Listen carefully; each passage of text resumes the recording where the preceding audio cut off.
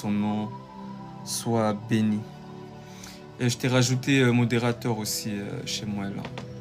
Comme ça, s'il y a des, des gens animés d'un esprit bizarre, tu t'occuperas aussi de avec la madre. Donc, yes. Je prends 2 Chroniques chapitre 29 à partir du verset 1.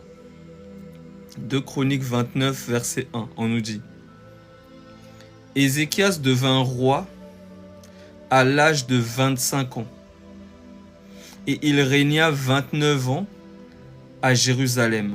Sa mère s'appelait Abijah, fille de Zacharie. Il fit ce qui est droit aux yeux de l'Éternel, entièrement comme avait fait David son père. La première année de son règne, au premier mois, il ouvrit les portes de la maison de l'Éternel et il les répara. Il fit venir les sacrificateurs et les Lévites qu'il assembla dans la place orientale. Et il leur dit: Écoutez-moi, Lévites, maintenant sanctifiez-vous. Sanctifiez la maison de l'Éternel, le Dieu de vos pères, et mettez ce qui est impur hors du sanctuaire.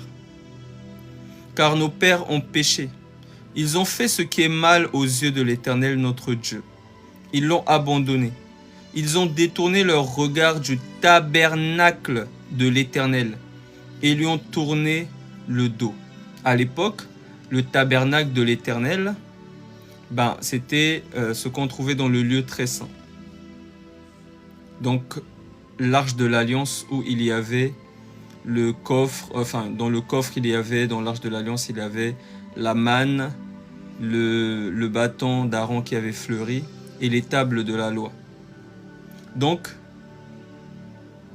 détourner ses yeux, leur regard du tabernacle de l'Éternel, c'est détourner ses yeux du Seigneur.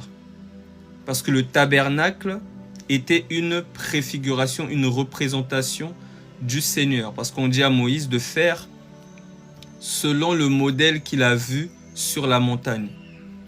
Donc le sanctuaire terrestre, où il y avait le parvis, le lieu saint, le lieu très saint, n'était qu'une préfiguration du Seigneur. Voilà pourquoi tout se faisait là-bas.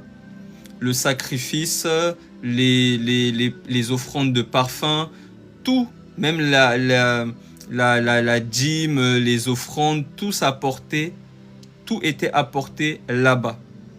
Nulle part ailleurs. Parce que c'était le lieu que Dieu avait choisi afin de faire... Qu'est-ce que vous me faites là? Oui, shalom mon frère. C'est qui gère les trucs pour faire monter là?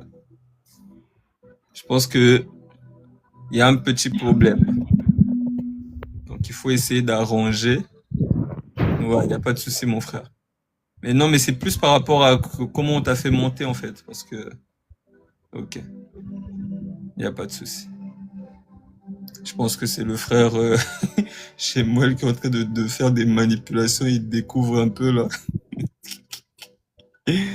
Bon, je vais continuer.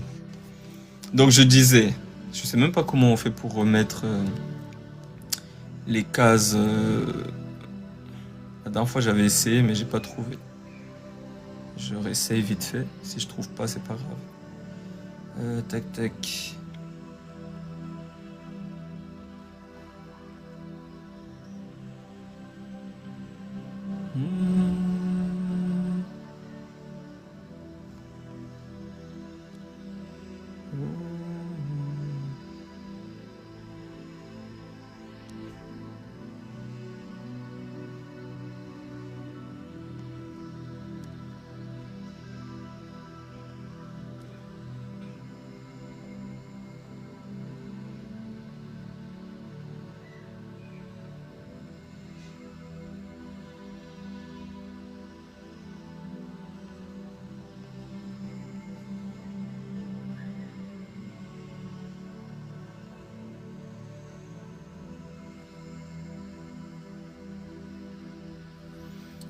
Alors, non, je ne vois pas. Avant, je savais, mais là, en ce moment... Ah si, c'est bon. Ah, c'est ça maintenant, ok. D'accord, donc je disais, à l'époque, tout se passait dans la maison du trésor, le sanctuaire, le tabernacle, le lieu que Dieu avait choisi où son nom devait être invoqué. Et voilà pourquoi lorsque le Seigneur Jésus-Christ va venir sur la terre, il va dire cette phrase dans Jean chapitre 2. Jean chapitre 2, à partir du verset 18. Les Juifs prenant la parole lui dirent, « Quel miracle nous montres-tu pour agir de la sorte ?» Jésus leur répondit, « Détruisez ce temple, et en 3 jours je le relèverai. » Les Juifs dirent, « Il a fallu 46 ans pour bâtir ce temple, et toi en 3 jours tu le relèveras ?» Mais il parlait du temple de son corps. Donc on comprend que le temple de Salomon, où justement le nom de l'Éternel était invoqué, était une préfiguration du temple de l'Éternel, du véritable temple, qui est Dieu lui-même. Car lui-même il dit, « Quelle maison me bâtirez-vous? Le ciel est mon trône et la terre est mon marchepied. Je n'habite pas dans des temples faits de mains d'hommes. » Donc Dieu lui-même a façonné son temple, son corps, dans lequel il va venir siéger, dans lequel il va venir offrir le parfum, un sanctuaire qui n'est pas formé par les mains d'hommes. Aucun ingénieur n'a participé, ni Salomon, ni je ne sais qui. Lui-même va façonner son tabernacle, qui n'est personne d'autre que lui-même, afin d'offrir le sacrifice ultime pour le pardon des péchés. Donc la maison de l'Éternel dans laquelle son nom est invoqué, de nos jours, ce n'est pas un bâtiment, ce n'est pas un lieu dit, non. De nos jours, c'est le Seigneur Jésus-Christ. C'est lui qui est la ville de refuge, c'est lui qui est le sanctuaire, c'est lui qui est la maison de l'Éternel sur lequel le nom de Dieu est invoqué. C'est lui. Donc tous ceux qui sont en lui sont concernés justement, comment dire, sont des morceaux de son tabernacle, de son sanctuaire. Tous ceux qui sont greffés à lui, tous ceux qui croient en lui, tous ceux qui sont unis à lui deviennent avec lui un même esprit. Et comme ils sont un même esprit, parce que l'homme quittera son père et sa mère, s'attachera à sa femme et les deux deviendront une seule chair. Ce mystère est grand, dit l'apôtre Paul. Je dis cela par rapport à Christ et à l'Église. Donc lorsqu'on est unis au Seigneur, étant lui-même un temple, un sanctuaire, un tabernacle, nous aussi nous devenons un temple, un sanctuaire, un tabernacle. Je prends quelques écritures pour confirmer tout ce que je dis. Éphésiens chapitre 2, à partir du verset 17. Il est venu annoncer la paix à vous qui étiez loin. Il est venu annoncer la paix à vous qui étiez loin. Donc il parle des païens, des nations. Et la paix à ceux qui étaient près. Donc il parle des Juifs. Car par lui, nous avons les uns et les autres accès auprès du Père dans un même esprit. Nous avons les uns, donc que ce soit les païens, que ce soit les Juifs, nous avons accès à Dieu par un seul et même esprit. Ainsi donc, vous n'êtes plus des étrangers. On n'est plus des étrangers. Ce n'est plus une histoire de Eux, ils sont juifs, ils sont plus près de Dieu. Nous, par exemple, on est, je sais pas moi, italien, français, indien, etc. On est moins proche. Non, ça n'a plus, ce n'est plus ça. Parce que le Seigneur est venu pour nous rapprocher, pour nous unir à lui. Donc ce n'est plus une histoire d'être juif ou pas. C'est une histoire d'être unis à Christ, à Dieu, par la foi. Par la foi, nous sommes unis à lui. Nous sommes greffés à lui. Ainsi donc, vous n'êtes plus des étrangers, ni des gens du dehors, mais vous êtes concitoyens des saints, gens de la maison de Dieu. Vous avez été édifiés sur le fondement des apôtres et des prophètes, Jésus-Christ lui-même étant la pierre angulaire. On est édifié sur le fondement des apôtres. Donc, on est une maison édifiée, fondée, bâtie sur le fondement des apôtres et des prophètes, Jésus-Christ étant la pierre angulaire, la base.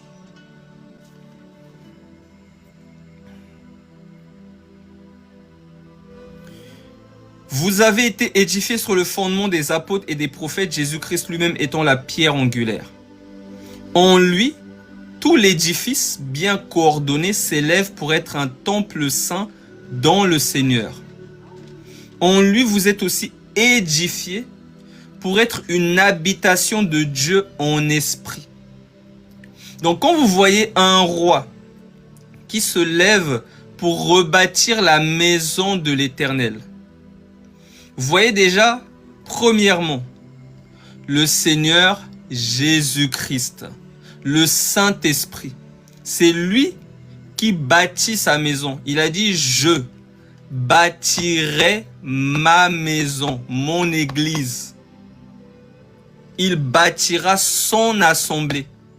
Et les portes de l'enfer ne prévaudront point contre elle. Donc quand vous voyez par exemple Néhémie, peu importe Salomon, même Moïse, ou David, ou peu importe, vous allez voir quelqu'un qui va se lever pour reconstruire la maison de l'Éternel. Sachez que c'est Christ. Maintenant, nous savons que Christ travaille avec, il est comme chef de chantier. Et il a des ouvriers à sa solde. Et ces ouvriers-là, ce sont ses serviteurs. Donc, ils sont co-héritiers, ils sont co-ouvriers avec Christ. Donc, ils travaillent au travers des personnes pour rebâtir la maison, pour édifier les murs, pour renforcer les poutres. Donc, ils travaillent avec eux.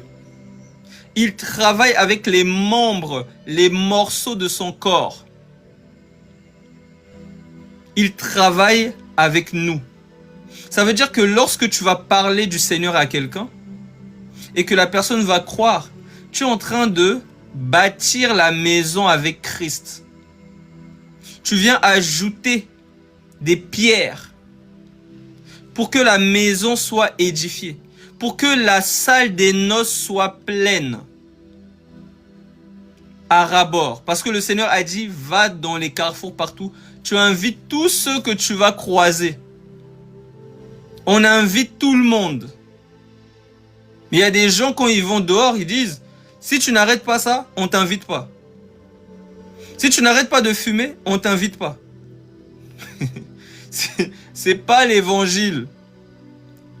L'évangile, c'est la bonne nouvelle. On va inviter tout le monde partout dans les carrefours, partout dans les rues, peu importe sur les réseaux. On va inviter les gens à entrer dans la salle des noces. On invite.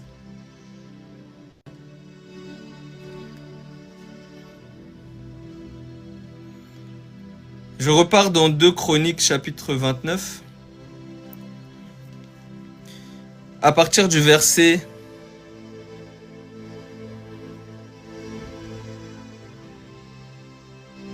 du verset 3. La première année de son règne, au premier mois, il ouvrit les portes de la maison de l'Éternel et il les répara. Donc le Seigneur répare des brèches. Il répare des murs, des fenêtres. Il casse des fondements qui ne viennent pas de lui. Il enlève des ruines qui ne sont pas de lui. Il bâtit. Donc à chaque fois que vous voyez le Seigneur bâtir, vous voyez quelqu'un dans la parole construire la maison de l'Éternel, c'est le Saint-Esprit qui travaille avec ses ouvriers.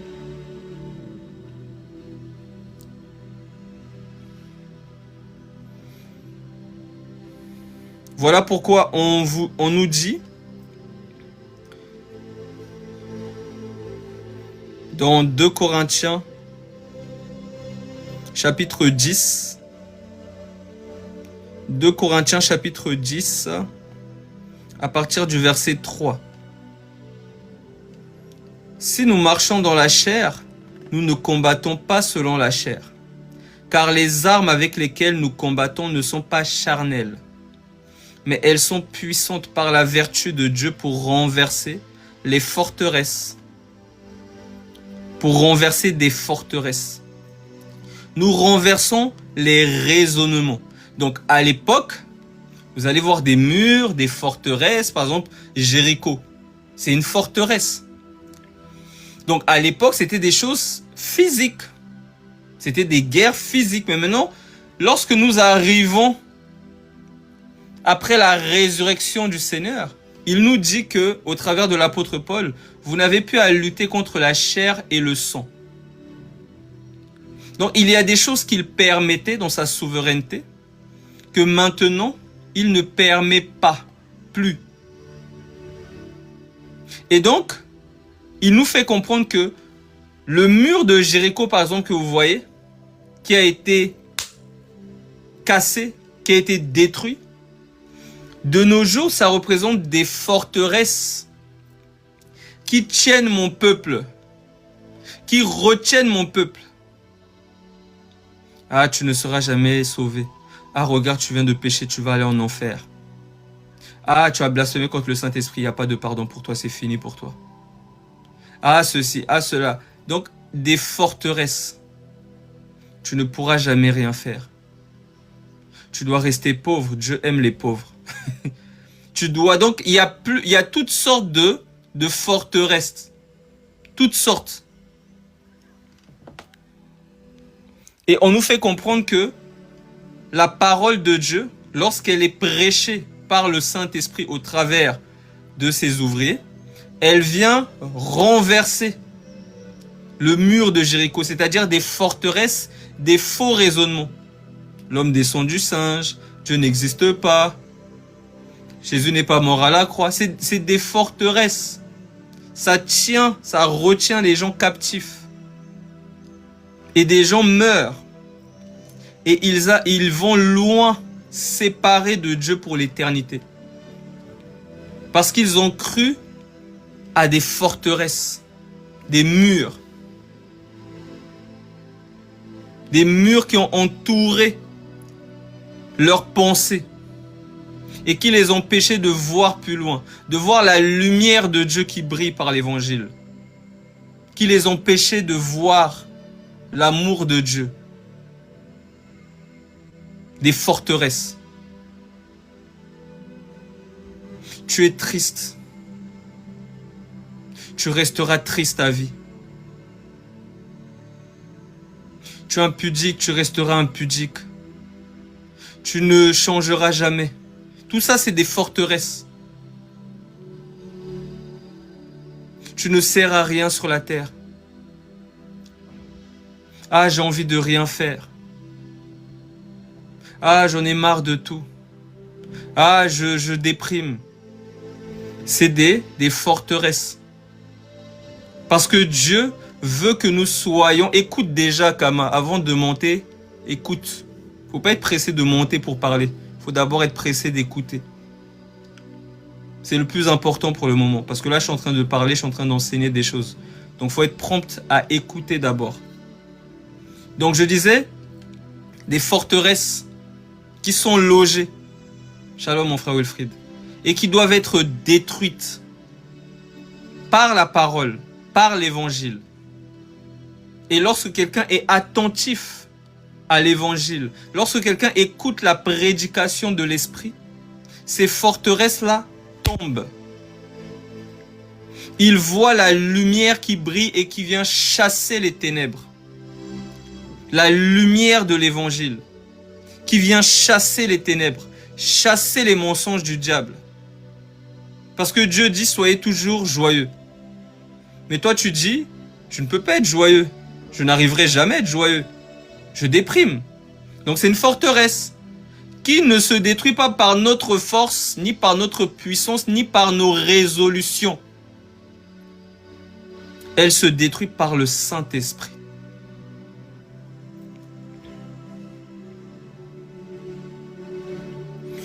Verset 4, car les armes avec lesquelles nous combattons ne sont pas charnelles, mais elles sont puissantes par la vertu de Dieu pour renverser des forteresses. Nous renversons les raisonnements et toute hauteur qui s'élève contre la connaissance de Dieu. Et nous amenons toute pensée captive à l'obéissance de Christ. Donc il y a des pensées qui volent et qui viennent pour casser la maison de Dieu, pour détruire des portes, pour détruire des fenêtres, pour mettre des brèches, pour que l'ennemi entre, pour que l'ennemi détruise. Donc avant, la guerre était charnelle. Maintenant, la guerre, elle est spirituelle. Donc avant, on construisait avec des poutres, on allait chercher, on construisait, on prenait du ciment, etc. Mais de nos jours, c'est avec la parole. Lorsque la parole est prêchée, lorsque la parole de l'esprit est véhiculée, nous sommes en train de raccommoder, de fermer les brèches qui ont été ouvertes, les mensonges qui se sont infiltrés, de les déloger par la parole de vie.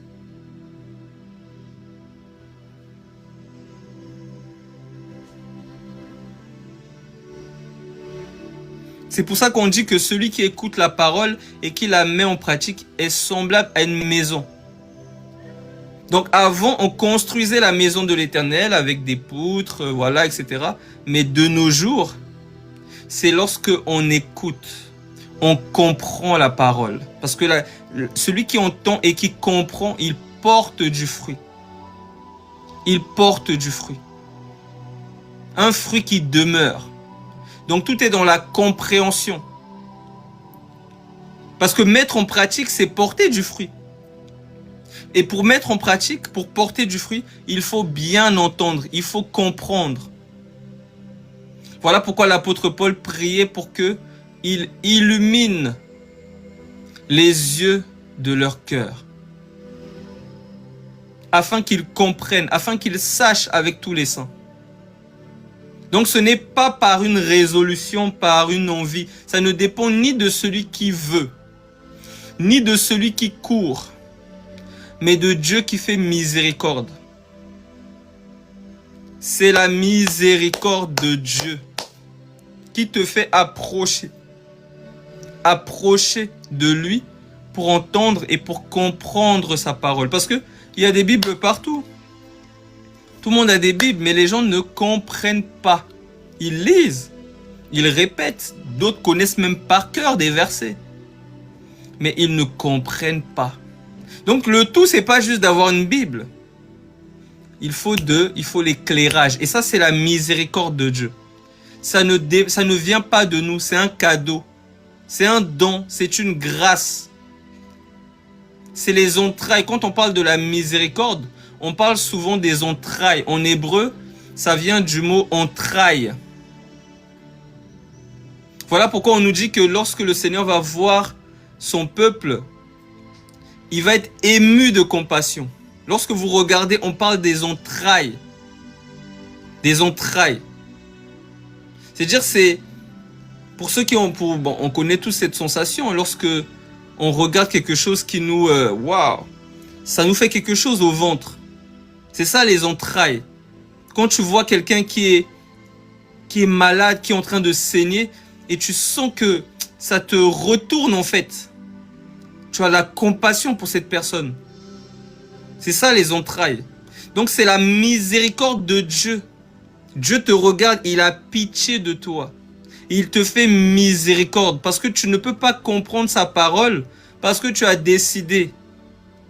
C'est la parole de Dieu. C'est la parole de Dieu. Ça ne se comprend pas parce que on a décidé. Ce serait tellement orgueilleux de penser qu'on peut saisir les choses divines sans aide. C'est tellement orgueilleux de croire qu'on peut saisir, qu'on peut toucher, qu'on peut palper les choses spirituelles sans l'aide de Dieu. C'est l'orgueil. Voilà pourquoi, comme ils ne veulent pas de la miséricorde de Dieu, ils vont aller consulter d'autres esprits.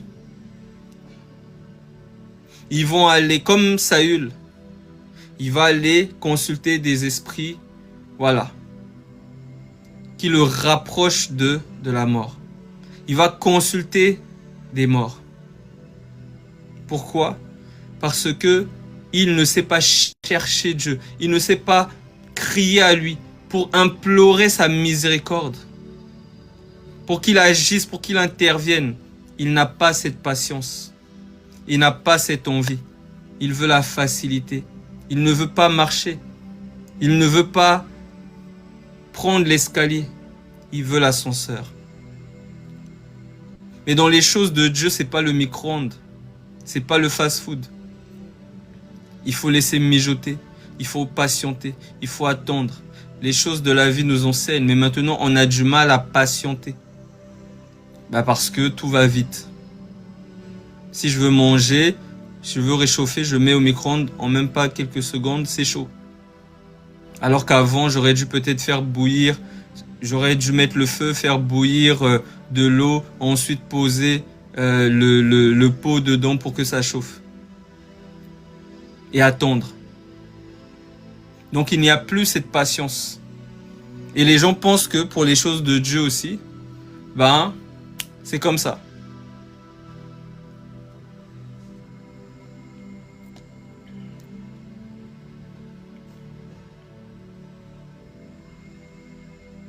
Voilà pourquoi vous allez voir que souvent, à l'époque, lorsqu'on construisait par exemple des maisons, etc., on utilisait des pierres. Vous allez même voir des cathédrales, c'est des pierres. Des pierres solides. C'est pas du ciment, c'est pas des briques qui sont faites à... Non. C'est des pierres qui ont été façonnées. Il y a eu des tailleurs de pierres. Ces pierres-là ont été façonnées par la nature. Il y a eu le temps que cela se développe. Donc, il y a vraiment une différence entre la pierre et le bitume, le ciment. Il y a une différence. Parce qu'il y en a un qui est fait en quelques secondes. On laisse sécher vite fait, c'est fait. Il y en a un autre qui prend du temps à être façonné. La pierre, une pierre, ça met du temps à être façonné. Un rocher, ça met du temps à être façonné par la nature, par l'eau, par le vent, etc. Ça prend du temps. Ça prend du temps. Donc, il y a ce qu'on appelle des pierres vivantes. Et il y a ce qu'on appelle des briques. Je dirais des briques mortes. Les pierres vivantes, le Seigneur prend le temps de les façonner. Regardez David et Saül. Saül, dès qu'il arrive, il a la royauté, il entre dans sa royauté. Directement. Mais David, il est oint. Mais il n'entre pas dans sa royauté directement. Il doit d'abord passer par des temps d'épreuve, de souffrance, où il est testé, où sa foi elle est éprouvée. il grandit, il pleure, il souffre, il gémit. Et c'est tout ça qui va le façonner pour s'asseoir sur le trône. Mais Saül, dès qu'on le oint, on le met sur le trône. C'est un enfant. Il n'a pas l'expérience de la justice. Il n'a pas l'expérience. Il ne sait pas c'est quoi la patience. Il ne sait pas c'est quoi la souffrance. Lui, pour lui, c'est la facilité. Voilà pourquoi son règne ne va pas durer. Mais celui de David va durer.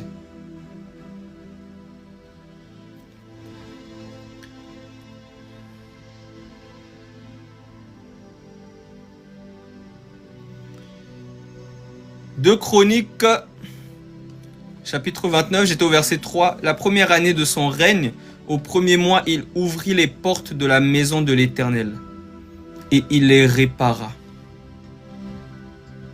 Il fit venir les sacrificateurs et les Lévites, qu'il assembla dans la place orientale. Et il leur dit, écoutez-moi Lévites, maintenant sanctifiez-vous. Sanctifiez la maison de l'Éternel, le Dieu de vos pères, et mettez ce qui est impur hors du sanctuaire. Les Lévites, c'était des sacrificateurs, des personnes qui devaient aussi conduire le peuple, prendre soin du peuple, qui travaillaient pour le peuple, qui étaient au service du peuple et de Dieu. Et il va les convoquer. Il va leur dire de se sanctifier, de se préparer et de s'occuper de la maison de Dieu. Donc il y a des personnes qui sont établies sur la maison de Dieu comme des serviteurs. Je répète, il y a des personnes qui sont établies sur la maison de Dieu comme étant des serviteurs. Et leur travail, c'est de réparer les brèches. C'est de faire, par exemple, si la maison de Dieu, qui sont des personnes, hein, on le sait. Si la maison de Dieu, ça fait peut-être, je sais pas moi, 10 ans, 3 ans qu'elle n'a pas jeûné. Son but, c'est de l'enseigner, de rebâtir les murs du jeûne, de reboucher les brèches. Si la maison de Dieu n'aime pas prier, alors il doit travailler à faire, parce que le Seigneur lui-même, il dit, je ferai de ma maison une maison de prière. Donc vu qu'il est ouvrier avec Christ, il doit faire, il doit travailler pour que la maison de Dieu soit une maison de prière, pas une maison de flemmard ou de paresse, une maison de prière. Donc il travaille avec Christ. Donc Christ va donner peut-être des temps de jeûne,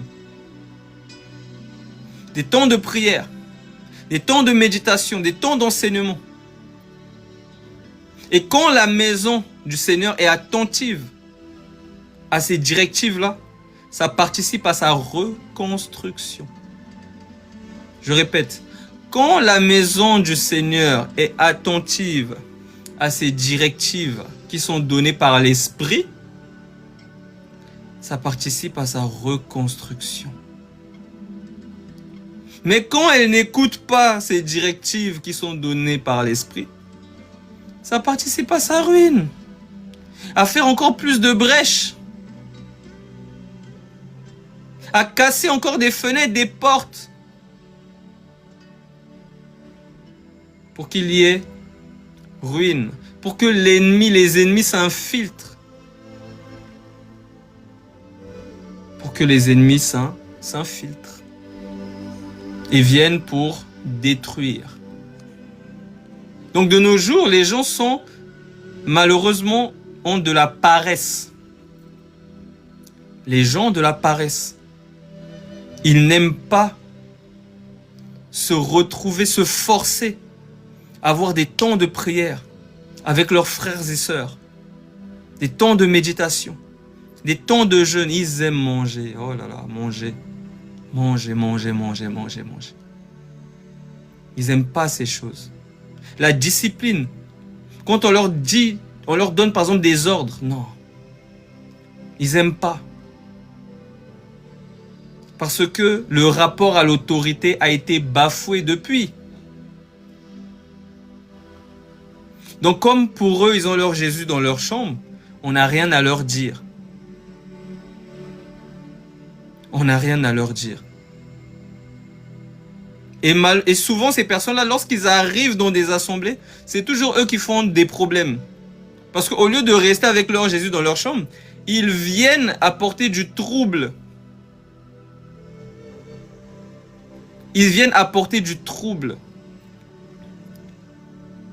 Lorsque peut-être des directives vont être données, ah non, non, moi j'ai pas envie.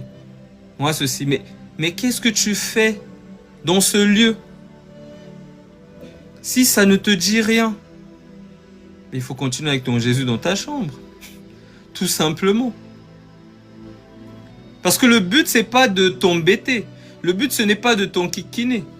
Le but, c'est de réparer les brèches que tu ne vois pas forcément. Tu ne vois pas forcément. Il y a des blessures. Il y a des mauvaises habitudes. Et ce n'est pas par la force, ni par la puissance, ni par des résolutions. C'est dans l'obéissance.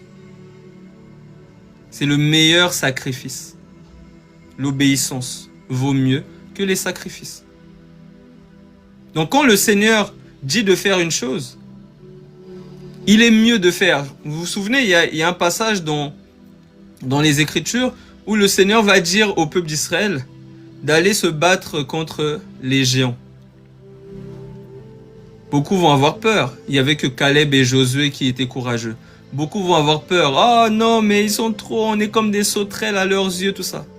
Le Seigneur dit, ok, vous n'allez pas rentrer. Dans le pays que j'ai prévu pour vous, vous n'allez pas rentrer. Eux, maintenant, comment ils réagissent? Oh, on va y aller, Moïse, c'est bon, on va aller. Moïse va dire, mais... mais vous cherchez quoi? Attendez, je vais essayer de vous trouver cette écriture.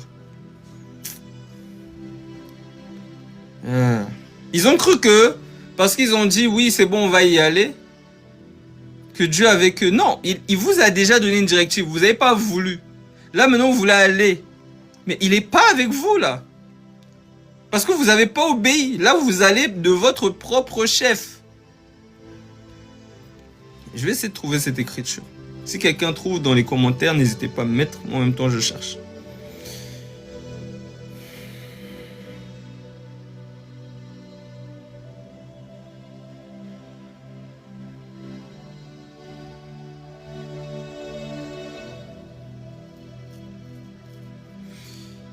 Je prends nombre 13, je vais voir si c'est par là ou pas.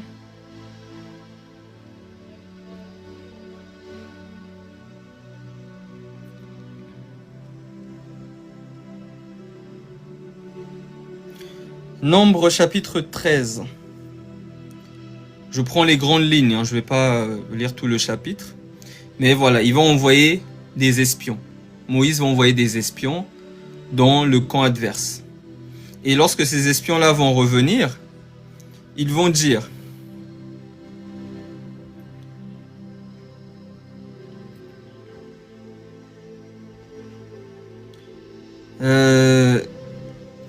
voilà, au verset 26, lorsqu'ils reviennent pour faire le compte-rendu. À leur arrivée, ils se rendirent auprès de Moïse et d'Aaron, et de toute l'assemblée des enfants d'Israël à Kadès, dans le désert de Paran. Ils leur firent un rapport ainsi qu'à toute l'assemblée, et ils leur montrèrent les fruits du pays. Voici ce qu'ils racontèrent à Moïse. Nous sommes allés dans le pays où tu nous as envoyés. À la vérité, c'est un pays où coule le lait et le miel, et en voici les fruits. Mais le peuple qui habite ce pays est puissant. Les villes sont fortifiées, très grandes, et nous y avons vu des enfants d'Anak. Les Amalécites habitent la contrée du Midi.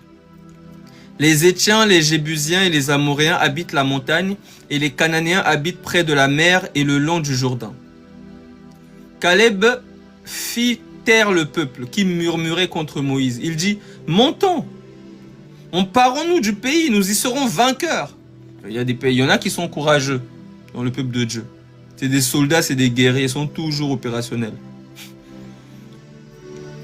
Il dit, montons, emparons-nous du pays, nous y serons vainqueurs. Mais les hommes qui étaient allés avec lui dirent, nous ne pouvons pas monter contre ce peuple car il est plus fort que nous. Vous voyez le problème de vision? Ils sont 12 espions. Il y en a 10 qui voient une forteresse, des géants, ils se voient comme des fourmis, des sauterelles, etc. Et on a 2 qui disent, mais montons, on va s'occuper d'eux. Le Seigneur est avec nous. Et la majorité est dans l'erreur. La majorité est dans l'erreur. Mais les hommes qui étaient allés avec lui dirent, nous ne pouvons pas monter contre ce peuple car il est plus fort que nous. Et ils décrièrent devant les enfants d'Israël le pays qu'ils avaient exploré. Ils dirent, le pays que nous avons parcouru pour l'explorer est un pays qui dévore ses habitants. Tous ceux que nous y avons vus sont des hommes d'une haute taille. Et nous y avons vu les géants, enfants d'Anak, de la race des géants. Nous étions à nos yeux et aux leurs comme des sauterelles. Problème de vision. Ils se voient comme des sauterelles. Mais Caleb et Josué ne se voient pas comme des sauterelles. Ils les voient comme du pain qu'ils vont manger. Mais eux, ils se voient comme des sauterelles. Donc, pour peut-être évangéliser, parler du Seigneur, il y en a qui sont courageux, il y en a qui savent le Seigneur est avec moi. Je ne sais pas peut-être parler, etc. Mais le Seigneur me donnera les mots. Il y en a qui disent, je ne pourrais pas. Mais, problème de foi. Parce que la vision, c'est la foi. Souvenez-vous. De même que Moïse a élevé le serpent d'airain, afin que celui qui le regardait là ne périssait pas. De même, il faut que le Fils de l'homme soit élevé afin que quiconque croit. Donc, le serpent, on le regardait, le Fils de l'homme, on croit. Donc, les yeux, dans l'Ancien Testament, ça représente la foi dans le Nouveau. Voilà pourquoi nous ne marchons pas par la vue, nous marchons par la foi. Je répète, avant, il fallait regarder le serpent d'airain. De nos jours, il faut croire au Fils de l'homme. Regarder, croire.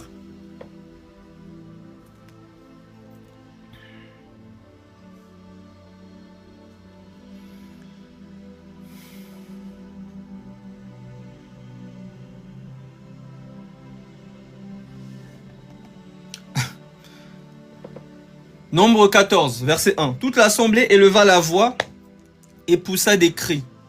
Et le peuple pleura pendant la nuit. Non, c'est devenu le deuil là-bas. À cause des paroles des gens. Donc, il y a des gens, ils peuvent te dégoûter des choses de Dieu. Parce que tu écoutes leurs paroles. Tu mets foi en leurs paroles. Tous les enfants d'Israël murmurèrent contre Moïse et Aaron. Et toute l'assemblée leur dit, que ne sommes-nous morts dans le pays d'Égypte?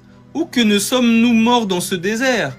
Pourquoi l'Éternel nous fait-il aller dans ce pays où nous tomberons par l'épée, où nos femmes et nos petits-enfants deviendront une proie? Ne vaut-il pas mieux pour nous de retourner en Égypte? C'est la peur qui fait ça.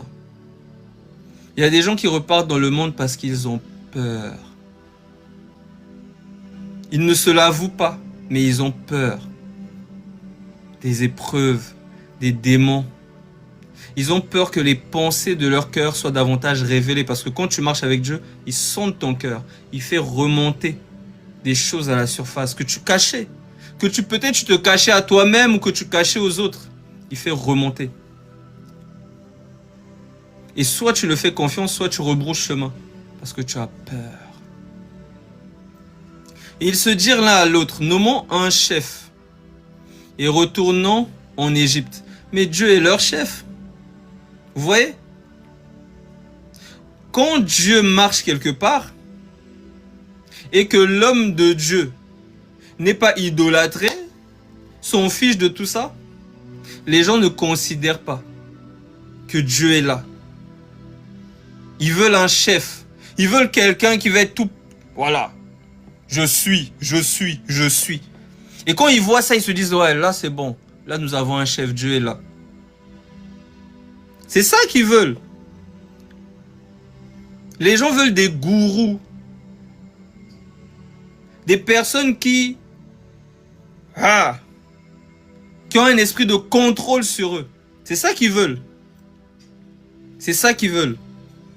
Ils ne veulent pas la simplicité. Ils veulent un chef. C'est ce qu'ils vont dire à Samuel. On va avoir un chef comme dans les nations. Mais le Seigneur est là. Il est là, il est en train de régner au milieu de vous. Mais comme Samuel est simple, il ne cherche pas l'adoration, il ne se dit pas pour je ne sais qui, on se dit que le Seigneur n'est pas là, on méprise. Mais quand Saül va venir pour les maltraiter, ils vont dire, oh, Dieu est là. Dieu est là. C'est le propre de l'homme. C'est la vie, avançons. Ils se dirent l'un à l'autre, nommons un chef et retournons en Égypte. Moïse et Aaron tombèrent sur leur visage, en présence de toute l'assemblée réunie des enfants d'Israël, et parmi ceux qui avaient exploré le pays.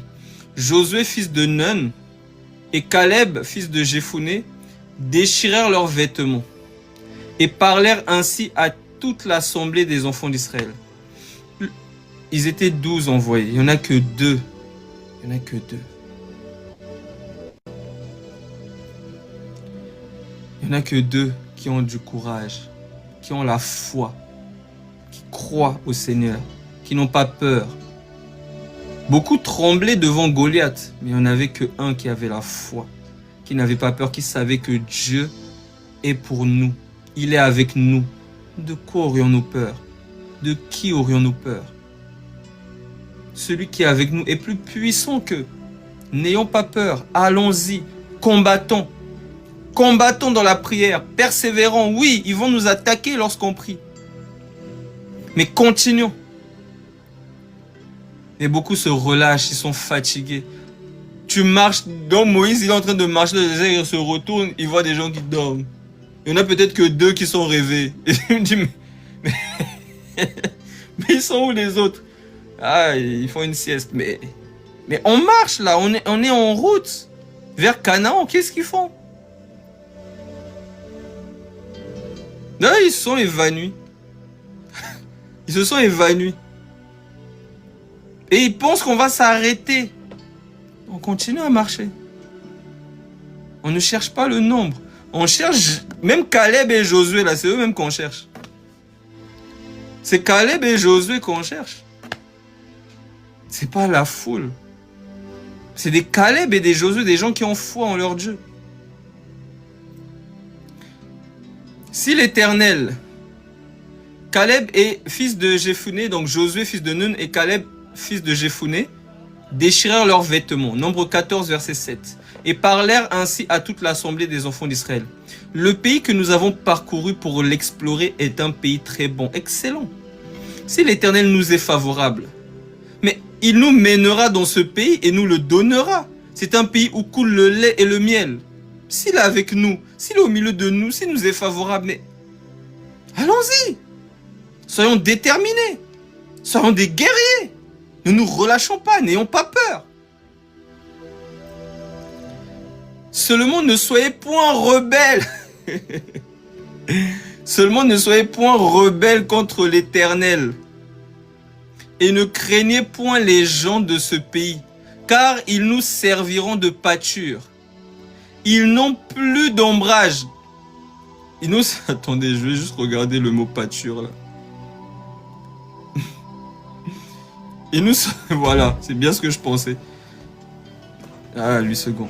Donc, ils nous serviront de pâture Le mot pâture, là, ça vient de l'hébreu lechem ou lekem, qui veut dire pain, nourriture. Donc, pâture, oui, mais le mot en soi veut dire pain, nourriture. Donc, en gros, c'est notre nourriture. Ces ennemis-là que vous voyez là, ce terrain-là que vous voyez là, c'est notre nourriture. Ils vont exercer nos mains au combat. C'est nos vitamines. On a besoin d'eux pour comprendre davantage qui nous sommes, notre identité en Christ. Donc, ils voient leurs ennemis comme de la nourriture. Comme de la nourriture. Pendant que les autres voient leurs ennemis comme des géants. David, il voyait Goliath comme un chien. Un chien. Je dirais même plus un chien mort. Il vient avec un bâton. Parce qu'il le voit comme étant un chien. Un impur devant l'alliance qui a été tissée. Shalom ma soeur. L'alliance. Donc on nous dit quoi? Il dresse une table en face de nos adversaires. Pourquoi? Afin qu'on les mange. Je répète, il dresse une table en face de nos adversaires. Parce que c'est eux qu'on va manger. On va les dominer. On va en faire qu'une bouchée.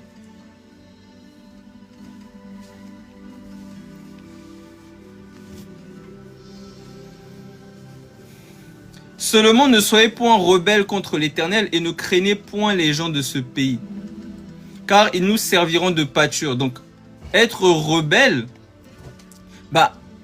ils ne voyaient pas l'Éternel. Il y avait des gens que le Seigneur utilisait au milieu d'eux. Donc, quand ils étaient rebelles, ils n'étaient pas rebelles à ces personnes-là. Ils étaient rebelles à l'Éternel. Parce que ces personnes-là étaient là pour les paître, pour les conduire. Mais eux, comme ils savent tout, comme ils connaissent tout, comme ils ont un peu les poils au menton, et bon, c'est bon, ils gèrent. Pour eux, non. On n'écoute pas, on n'a pas. Donc, ils ne se rendent pas compte qu'ils sont rebelles. Et petit à petit, ils s'éloignent. Parce qu'il y a un manque de discernement. Et on nous dit, et ne craignez point les gens de ce pays, car ils nous serviront de nourriture, de pain. Ils n'ont plus d'ombrage pour les couvrir. Il n'y a plus de protection autour d'eux. L'Éternel est avec nous. Ne les craignez point. Donc, tout cela, c'est qui? De nos jours. Ces ennemis-là, c'est qui? Mais c'est le vol. C'est le mensonge. C'est l'impudicité. C'est la colère. C'est la haine. C'est le manque de pardon. C'est la tristesse. C'est la lâcheté, la peur. Toutes ces choses, c'est nos ennemis. Et le Seigneur dit, n'ayez pas peur. N'ayez pas peur. Continuez à avancer. Continuez à croire. Continuez à marcher. Et nous allons prendre possession de ce pays. Nous allons dominer. Vous allez assujettir cette montagne qui vous fatigue, qui domine sur vous. Continuez, ne vous relâchez pas, n'ayez pas peur. Même si les vents sont contraires, continuez à avancer. Parce qu'avant, les ennemis étaient physiques. De nos jours, ils sont spirituels, des principautés, des méchancetés, des chefs dans les lieux célestes. C'est des autorités. Ils ne sont pas bêtes comme on vous fait croire dans beaucoup d'assemblées. Genre comme s'ils ne comprenaient rien. Ils sont très stratégiques et très ordonnés dans leur royaume. Ils savent ce qu'ils font. Et pour les battre, ce n'est pas une question de stratégie, c'est une question d'obéissance. Soumettez-vous à Dieu. Résistez au diable, soumettez-vous à Dieu. et il fuira. Soumettez-vous à Dieu, résistez au diable et il fuira loin de vous. Donc ça passe par l'obéissance. Le Seigneur donne des directives. Tu es peut-être là, tu es en train de regarder la télé, tu ressens une envie de prier. Tu ressens une envie d'aller prier. Tu dois aller te battre. Mais si tu dis, ah, non, d'abord je finis là, en plus il y a le match. Désobéissance. Et tu passes à côté d'une victoire, tu passes à côté d'une bataille, tu passes à côté de quelque chose. Tu passes à côté. Toute l'assemblée parlait de les lapider lorsque la gloire de l'Éternel apparut sur la tente d'assignation devant tous les enfants d'Israël. Et l'Éternel dit à Moïse, « Jusqu'à quand ce peuple me méprisera-t-il? Jusqu'à quand ne croira-t-il pas en moi, malgré tous les prodiges que j'ai faits au milieu de lui? Je le frapperai par la peste, et je le détruirai, mais je ferai de toi une nation plus grande et plus puissante que lui. » Ces choses aussi sont prophétiques. Parce que Moïse, souvenez-vous, c'est une préfiguration du Seigneur Jésus-Christ. Donc le Seigneur, il fait avec Moïse, il monte sa pensée. Il veut faire avec Jésus un seul peuple. C'est ce qu'il dit, hein? Je répète la phrase. Je le frapperai par la peste et je le détruirai, mais je ferai de toi une nation plus grande et plus puissante que lui. Il parle à qui? Il parle à Jésus. Il parle à Jésus. Voilà pourquoi de lui, on fait maintenant une nation puissante par un seul homme. Je prends ce passage, Éphésiens 2.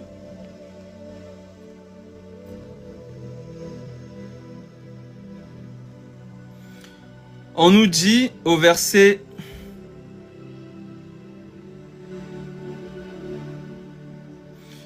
13, mais maintenant en Jésus-Christ, vous qui étiez jadis éloignés, vous avez été rapprochés par le sang de Christ. Car il est notre paix, notre shalom, lui qui des deux n'en a fait qu'un, et qui a renversé le mur de séparation, l'inimitié ayant anéanti par sa chair la loi des ordonnances dans ses prescriptions, afin de créer en lui-même, avec les deux, un seul homme nouveau en établissant la paix. Donc, il a créé avec un seul une nation sainte, des sacrificateurs. Donc, ces choses-là sont aussi allégoriques, sont prophétiques. Dieu ne dit rien pour rien. Il ne dit pas les choses pour dire. Donc, quand il dit « je vais les détruire », déjà, il est en train de parler des impies qu'il détruira. Et il parle maintenant de l'homme nouveau qu'il va garder avec sa nation, son peuple, ceux qui sont en lui, ses entrailles, son épouse. Il va les garder pour l'éternité dans une nouvelle terre et des nouveaux cieux.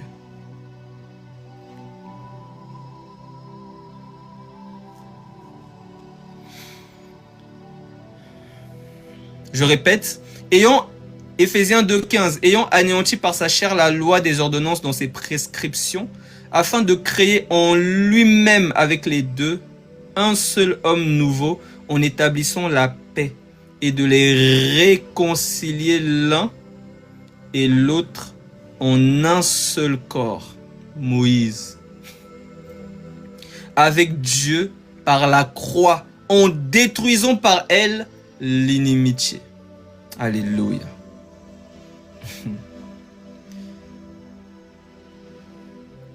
Nombre 14.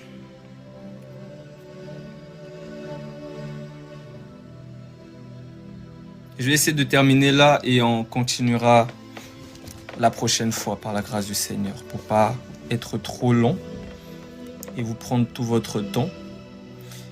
Nombre 14, j'étais au verset 11. Et l'Éternel dit à Moïse, « Jusqu'à quand ce peuple me méprisera-t-il ? Jusqu'à quand ne croira-t-il pas en moi malgré tous les prodiges que j'ai faits au milieu de lui? Je le frapperai par la peste et je le détruirai. et je ferai de toi une nation plus grande et plus puissante que lui. Moïse dit à l'Éternel, les Égyptiens la prendront, eux du milieu desquels tu as fait monter ce peuple par ta puissance, et ils diront aux habitants de ce pays, ils savaient que toi, Yahweh, tu es au milieu de ce peuple, que tu apparais visiblement, toi, Yahweh, que ta nuée se tient sur lui, et que tu marches devant lui le jour dans une colonne de nuée, et la nuit dans une colonne de feu. Si tu fais mourir ce peuple comme un seul homme, les nations qui ont entendu parler de toi diront, Yahweh n'avait pas le pouvoir de mener ce peuple dans le pays qu'il avait juré de lui donner. C'est pour cela qu'il l'a égorgé dans le désert. Maintenant que la puissance du Seigneur se montre dans sa grandeur. Alléluia. Comme tu l'as déclaré en disant, Yahweh est lent à la colère et riche en bonté. Il pardonne l'iniquité et la rébellion. Mais il ne tient point le coupable pour innocent. Il punit l'iniquité des pères sur les enfants jusqu'à la 3e et la 4e génération. Pardonne l'iniquité de ce peuple selon la grandeur de ta miséricorde, comme tu as pardonné à ce peuple depuis l'Égypte jusqu'ici. Et Yahweh dit, je pardonne comme tu l'as demandé, parce que Jésus a demandé. Jésus s'est sacrifié. Donc Jésus parle, plaide, intercède pour son peuple, pour son épouse. Il parle plus avantageusement qu'Abel, que le sang d'Abel. Donc comme il a versé le sacrifice parfait, Dieu pardonne. Dieu te pardonne lorsque tu t'approches devant lui par Jésus-Christ. Parce que tu as cru à l'œuvre de la croix. Le seul moyen d'être sauvé. D'être sauvé de la séparation éternelle avec Dieu. Parce que Dieu, c'est la paix, c'est l'amour, c'est la joie. Et loin de lui, c'est la dépression, c'est la souffrance. C'est les pleurs et les grincements de dents. Et donc, ce qu'on appelle la mort éternelle. Parce qu'on dit laisse les morts enterrer les morts. Donc ils sont morts pourquoi? Parce que ils ne sont pas connectés à la vie éternelle. Et donc s'ils, physiquement, ils meurent, ils se retrouvent dans des tourments, dans des souffrances éternelles. Alors le seul moyen d'être sauvé, d'être pardonné, c'est de croire en Jésus-Christ. C'est d'accepter le sacrifice parfait pour le rachat de tes transgressions. C'est le seul moyen. Celui qui croira et qui sera baptisé sera sauvé.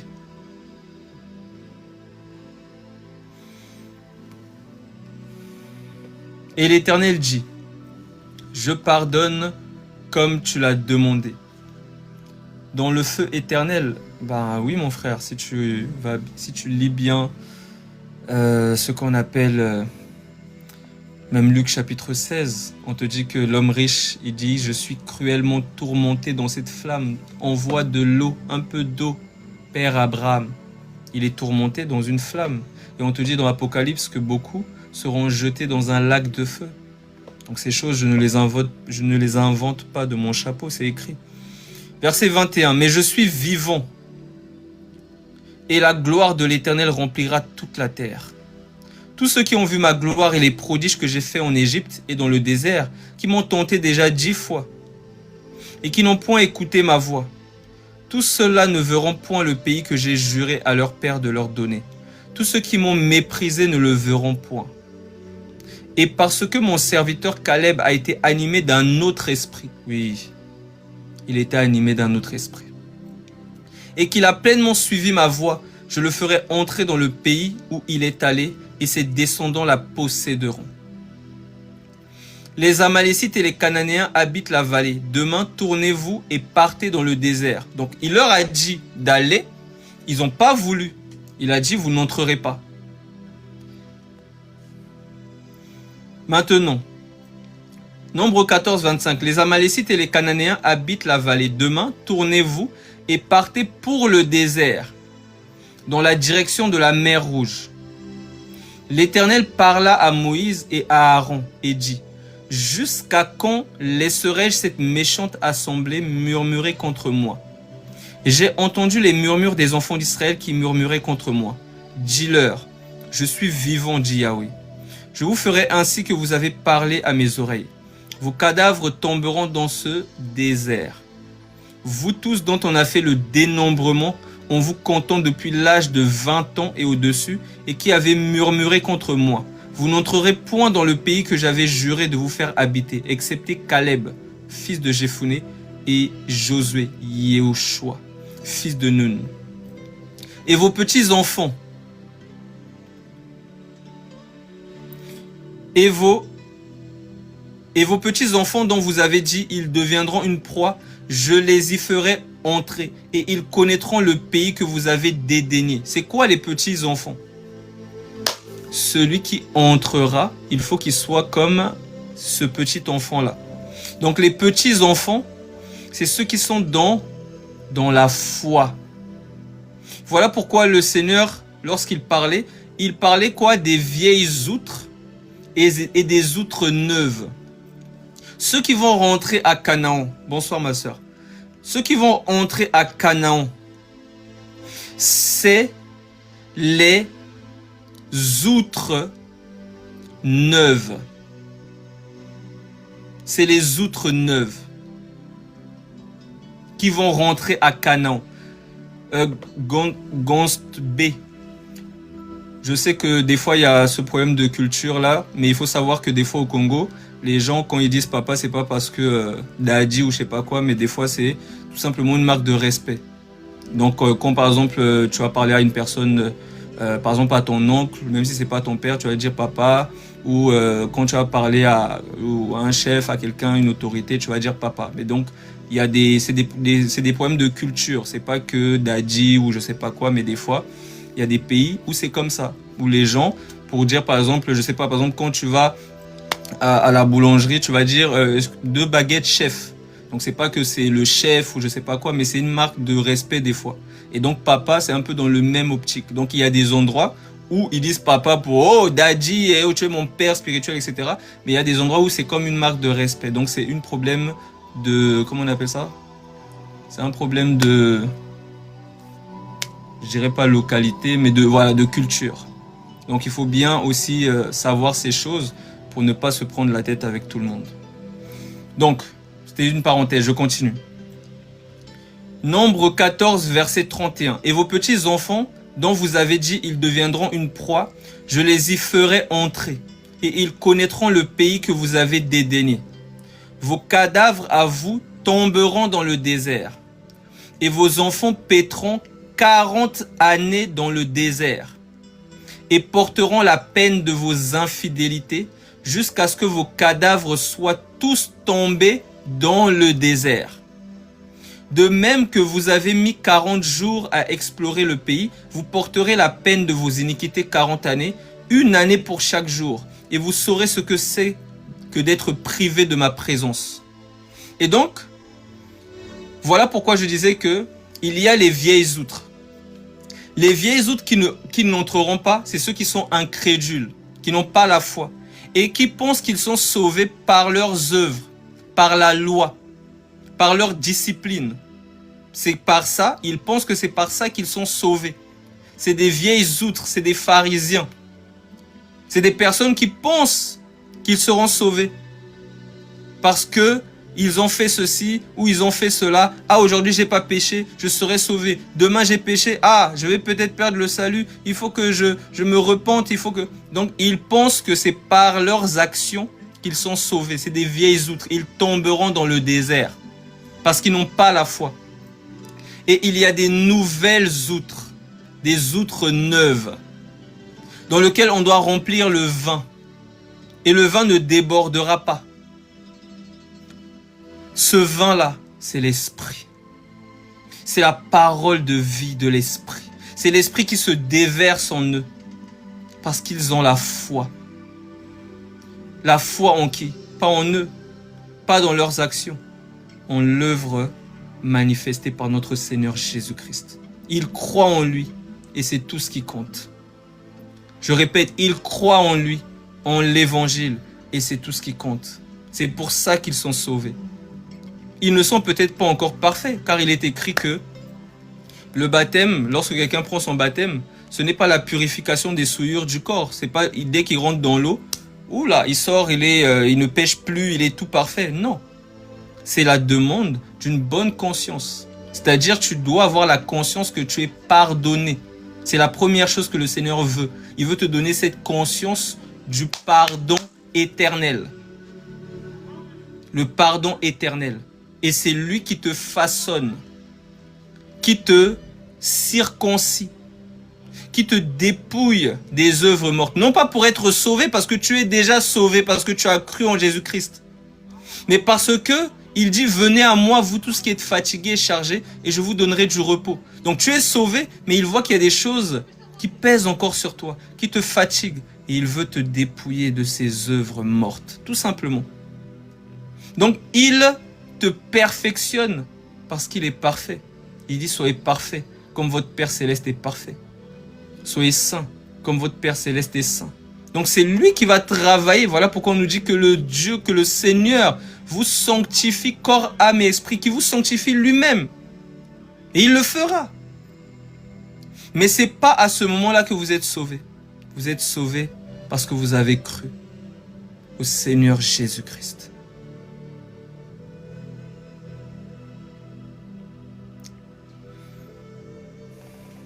Verset 35. Moi, l'Éternel, j'ai parlé, et c'est ainsi que je traiterai cette méchante assemblée qui s'est réunie contre moi. Ils seront consumés dans ce désert, ils y mourront.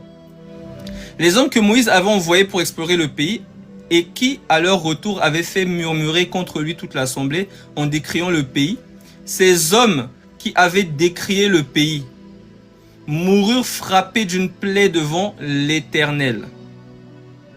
Josué, fils de Nun, et Caleb, fils de Jephuné, restèrent seuls vivants parmi ces hommes qui étaient allés pour explorer le pays. Je ne pense pas. Je sais que Jésus m'aime. C'est pas une histoire de pensée. C'est écrit. Lorsque vous étiez encore, Dieu prouve son amour en ce que lorsque vous étiez encore pécheurs, Christ est mort pour des impies. Donc je ne pense pas que Jésus m'aime. Je sais qu'il m'aime. Penser que Jésus t'aime, c'est encore être incrédule. C'est-à-dire que tu ne crois pas à ce que Dieu dit dans sa parole. Mais savoir que Jésus t'aime, c'est parce que tu as cru. Parce que ces choses-là, c'est pas des choses qu'on doit inventer. C'est la parole de Dieu et Dieu n'est pas un homme pour mentir. C'était une parenthèse. Nombre 14, 18. José, fils de Nun, et Caleb, fils de Jephuné, restèrent seuls vivants parmi ces hommes qui étaient allés pour explorer le pays. Moïse rapporta ces choses à tous les enfants d'Israël, et le peuple fut dans une grande désolation. Ils se levèrent de bon matin et montèrent au sommet de la montagne en disant, « Nous voici, nous monterons au lieu dont a parlé l'Éternel, car nous avons péché. » Vous voyez, le Seigneur les a envoyés. Ils n'ont pas voulu aller. Le Seigneur a dit, « Vous n'entrerez plus. » Maintenant, ils se lèvent un matin, ils disent, « On va aller. » Mais Moïse leur fait comprendre, mais vous ne comprenez pas. C'est une histoire d'obéissance. Vous n'avez pas obéi. Là, quand vous vous levez pour aller par vos propres forces, déjà vous êtes dans la loi. Vous n'êtes plus dans la foi. Dieu n'est plus avec vous. Parce que vous avez désobéi. Parce que vous n'avez pas cru. Donc là, c'est pas parce que vous vous levez, oh, on va y aller. Ça ne dépend ni de celui qui veut, ni de celui qui court. Eux, ils se lèvent un matin, ils disent, c'est bon, là, on va y aller. Mais qui vous a dit d'y aller? On vous a déjà dit d'aller, vous n'avez pas voulu. La sentence est tombée. Fin. Moïse, on lui dit, tu vas pas rentrer. Moïse, on lui dit, tu vas pas rentrer. Il essaie d'insister, le Seigneur lui dit, c'est bon, c'est irrévocable. Qu'est-ce qu'il fait? Beaucoup de personnes auraient dit, ah, je rentre pas, ok, bon, moi je fais ma vie, je fais n'importe quoi, ou il va continuer à servir le Seigneur, à être obéissant, à laisser des ordres à Josué, jusqu'à ce qu'il parte dormir. Donc, on voit déjà son cœur de serviteur. On voit déjà sa nature. Pourquoi est-ce que il apparaît dans la montagne de la transfiguration là-bas avec Élie? C'est un serviteur. Mais lorsque on dit à Saül, tu n'entres pas, on lui dit, moi je t'ai renié, qu'est-ce qu'il fait? Ok, tu m'as renié, bon, je vais aller consulter les esprits de mort. Bonsoir mon frère Néo, Youssef.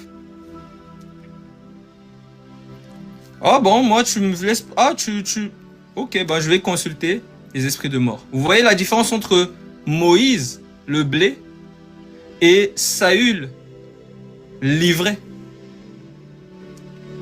Moïse, on lui dit, tu rentres pas. Il continue à être obéissant, à servir. Il écoute. Saül, on lui dit, tu n'entres pas. Il dit, ok. Il va de pire en pire. Il n'a pas compris le cœur du Père.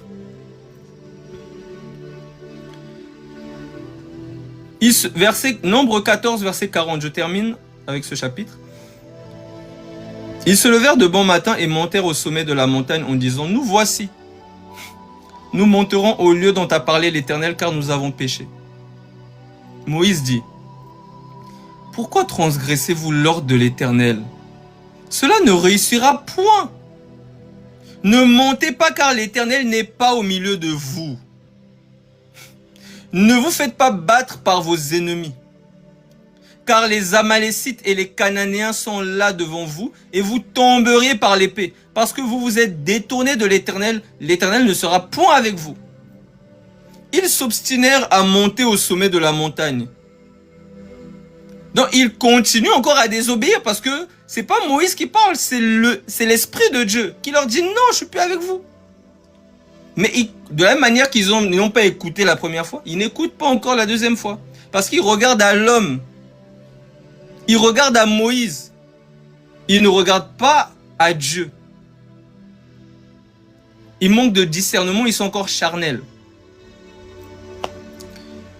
Ils s'obstinèrent à monter au sommet de la montagne, mais l'Arche de l'Alliance et Moïse ne sortirent point du milieu du camp.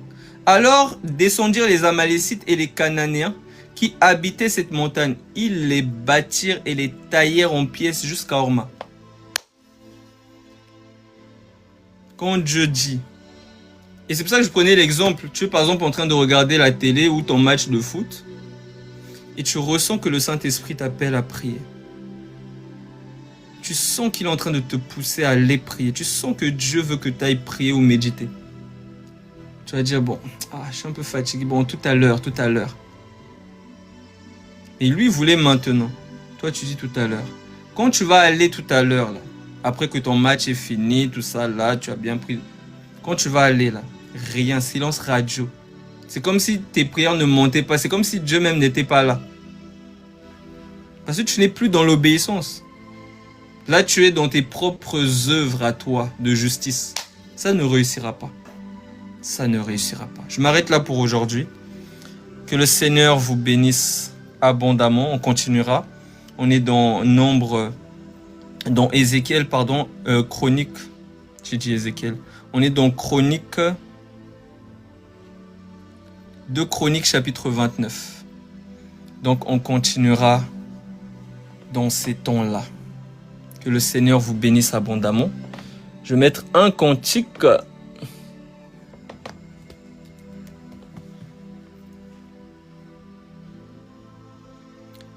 Je vais remettre mon trésor.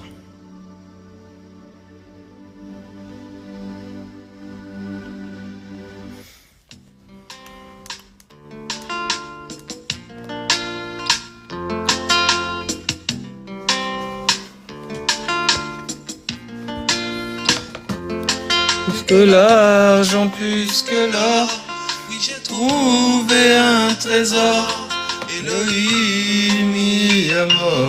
Pour toi je chanterai encore, tu as justifié mon sort, par ton esprit et ton corps, Elohim mis à mort. Pour toi je chanterai, mon trésor c'est Yehoshua. C'est Yehoshua, Mon trésor, c'est Yehoshua.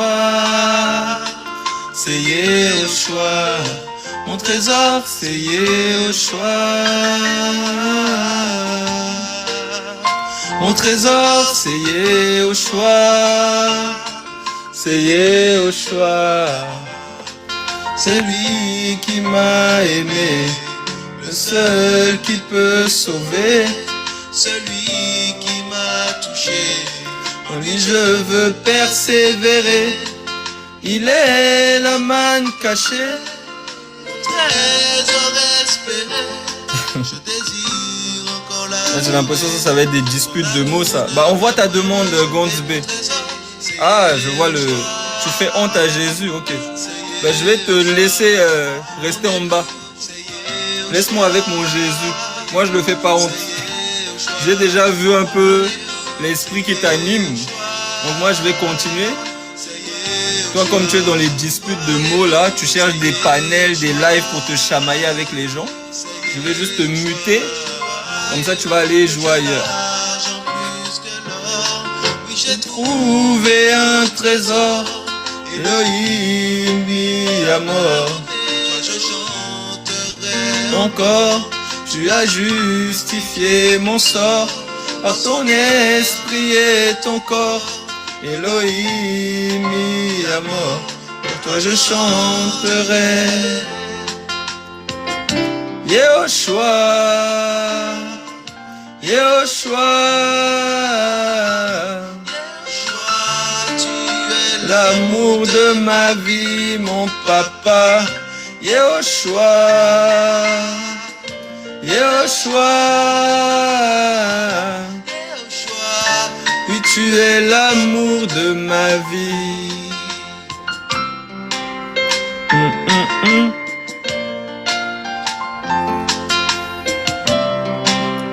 Pam pam pam. Inspire-moi des mélodies qui viennent du ciel. Je pourrais chanter, papa, combien tu es bon. Donne-moi des mélodies qui viennent du ciel. Je pourrais chanter, papa, combien tu es bon. C'est toi, celui qui m'a touché, c'est toi. Comment ne pas exprimer ce que tu as mis en moi? C'est toi qui donnes la vie, mon espérance est tout près de toi. Yehoshua mon roi, oui puisque l'argent, puisque l'or, tu t'es révélé à mon cœur. Yehoshua, puisque l'argent que me propose ce monde, tu es venu à moi et tu m'as donné la vraie liberté. Yehoshua, Yehoshua, Yehoshua, Hamashiach, Yehoshua, Yehoshua, Yehoshua, Yehoshua.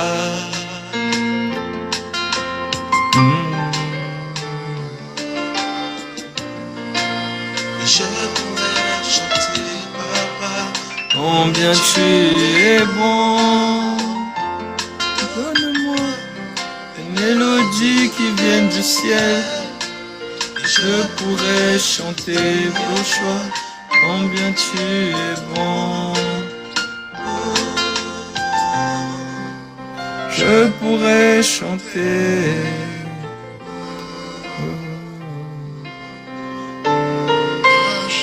Alléluia. Hamashiach. Que le Seigneur soit béni. C'est lui qui nous a touchés et depuis, on est toujours là. Quand il nous avait touchés en 2000, 2000, 17. Les gens ils disaient oh ça va te passer. Ça va pas durer un an. Ensuite tu deviendras comme nous. Au final on est toujours là. On l'aime toujours autant. Il nous passionne. Il est notre chéri d'amour. Il se révèle davantage. Il vient nous visiter. De temps en temps comme ça quand ça le prend il vient nous visiter. Oh là là. Incroyable. Incroyable mais vrai. En tout cas, que le Seigneur vous bénisse, que le Seigneur garde chacun de ses enfants dans la foi. Et on se dit à la prochaine par la grâce du Seigneur. Soyez bénis abondamment. C'était votre frère Délice, un serviteur inutile. Shalom à tous.